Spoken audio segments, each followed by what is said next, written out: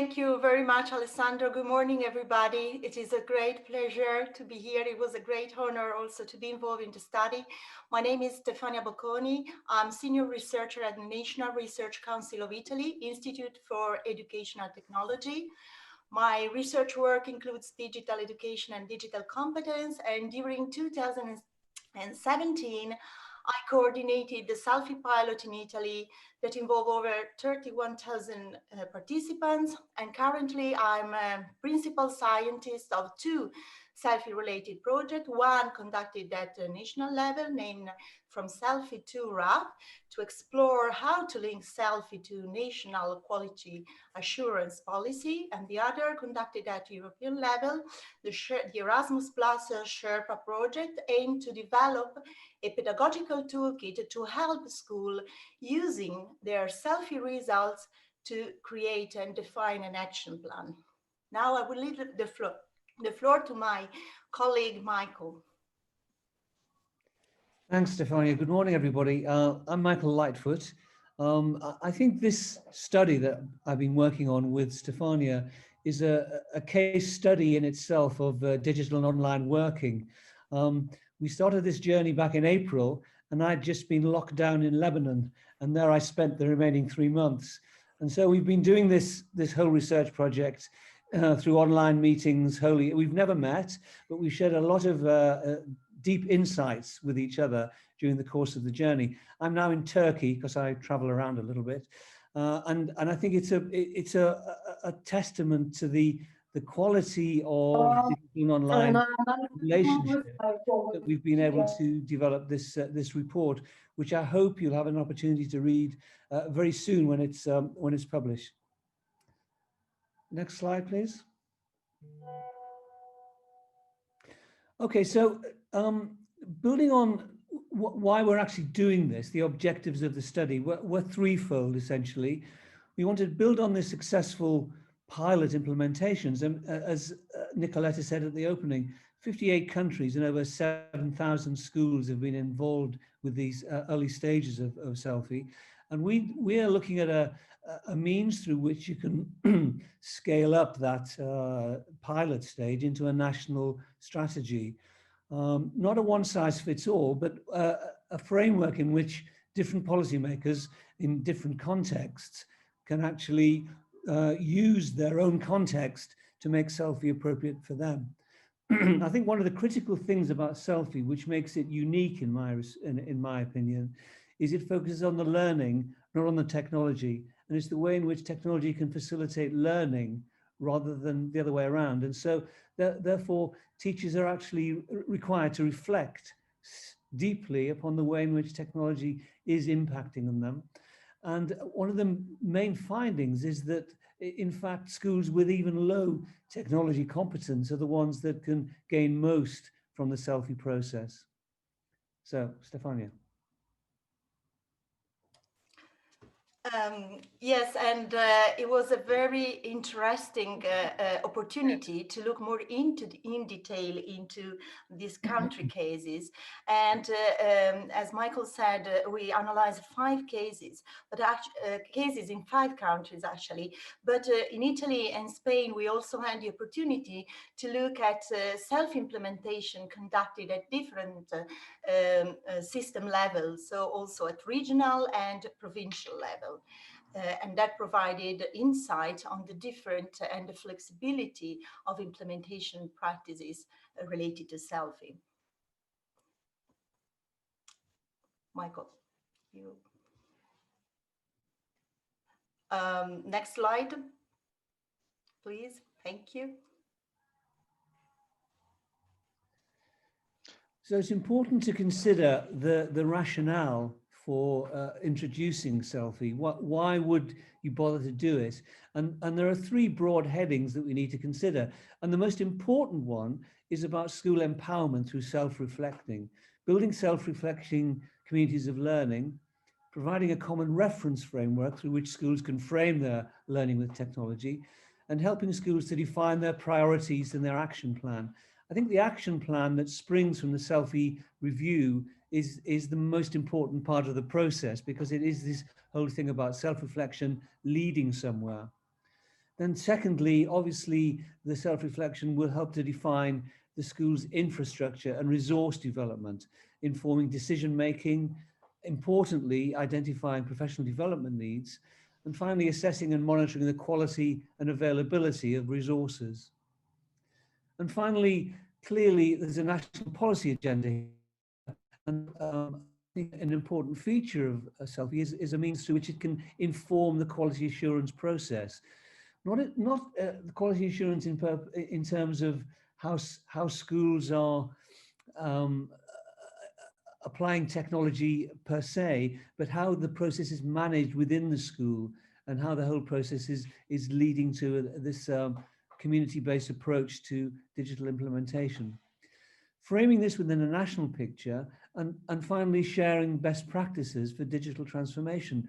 I think the communities of practice and the communities within the SELFIE wider community is one of again, one of the main development features of SELFIE. As SELFIE evolves, we develop bigger and wider communities of practice. And we'll see how that's been happening in the way in which SELFIE has been implemented in different ways, in different contexts. Stefania. Thank you. So based on the analysis of these case studies and also the insights provided by the stakeholders interviewed in each country, we came up, 8 main steps emerged related to the implementation of SELFIE. And these steps create a path towards the integration of SELFIE into national system, national, regional, and local system. So next slide, please. So under each step, we were also able to identify, based on the analysis, a number of key actions that facilitate the conduction of the step. First element, unfortunately, the slide is not very much clear, but the first step is about framing SELFIE in national local context by defining the policy intent for the implementation of SELFIE, identifying a key coordinator, and also start adapting and translating the SELFIE, the Digicomp org framework into the local context. Another step in the path towards the integration of SELFIE in the national context is setting up a SELFIE pilot, identifying also mechanisms to involve school and to make them aware about the nature of SELFIE and its purpose. There have also been experience around the specific measure created to support the SELFIE pilot. And most importantly, the review of the SELFIE pilot results help to understand main drivers and obstacles to then get through the next step, which is the SELFIE integration into wider educational policy. This is a very important step which help to integrate SELFIE into and link SELFIE to existing policy at national, regional, or local level. Policies mainly related to digital education, but also in some cases to quality assurance or linking to European international initiatives.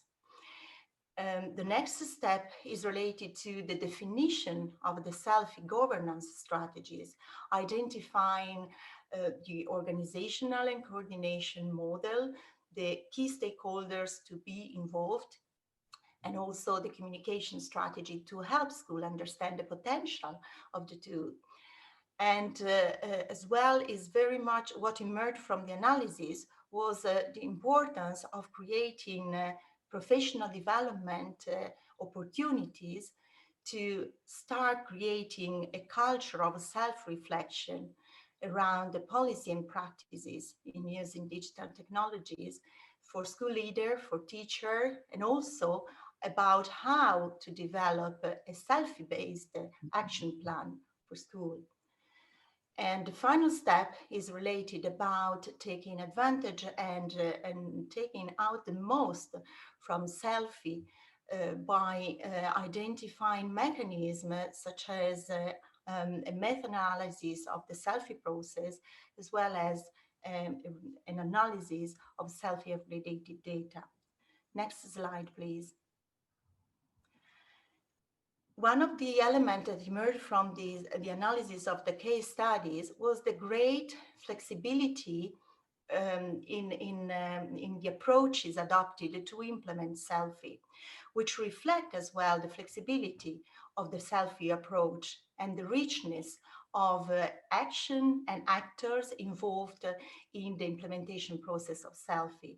So depending on the specific structure of the education system in each country, there are approaches which, which can be considered as centralized top-down, in the sense that they are coordinated mainly centrally by ministries who might provide support to school, but they might also implemented through a bottom-up centralized or decentralized approach, through a bottom-up centralized approach, which involve and foresee also networks of schools that share together their selfie results to identify key professional development activities that can carry out together based on selfie results. And also regional authorities playing an important role in supporting the ministry in the implementation of selfie. Next slide. Michael, I leave it to you. Okay, yes, of course, yes. Thanks, Stefania. So just to sum up then, we just need to consider the main drivers and obstacles. And firstly, clearly we need to understand the digital capacity and development needs of the system. So that's a very strong motivator, almost a sort of state of the nation. How are we in terms of digital capacity? And what are the CPD needs, which I think we understand are quite significant now. Obviously, going through the self-review process is one in which you're reflecting on the extent to which you as a self-governing autonomous school can have an influence upon digital developments within your organization. A third very strong motivator is to be just part of a wider international movement, not just international, but local, regional, and national as well. As Stefania said, it's the spontaneous generation of communities, which is one of the most exciting aspects of the selfie journey, if you like, that as like-minded professionals communicate online, you find the boundaries between schools begin to diminish, and you have a much wider, more diverse online community. And finally, of course, quality assurance is a key feature here. And I think the emphasis on quality assurance is not how good is your technology, but how good is your governance, how good is your management, how well do you listen to your stakeholders, how well can you transform these views, these opinions, and these findings into actual change. So then we move on to the obstacles, and clearly, teachers are a very worldly bunch, and they have their imperatives to do every day, like teaching kids and keeping the world in a happy place. And that is as true online as offline. So teachers often can be a bit cynical by taking part in this sort of self-review exercise, because they think, well, where's it leading to? What's going to happen? And I think we need to reassure teachers that the quality of the action plan and the quality of the resources to back up that action plan into real action are the ways in which we can justify selfie as an ongoing annual process. So it's part of your annual review cycle. So that's, I think, an important consideration, that there needs to be some product from the selfie process that maintains people's motivation to stay involved, particularly teachers and students. Another feature which from a national scale-up level is a feature that needs to be considered, and that's the access to selfie data.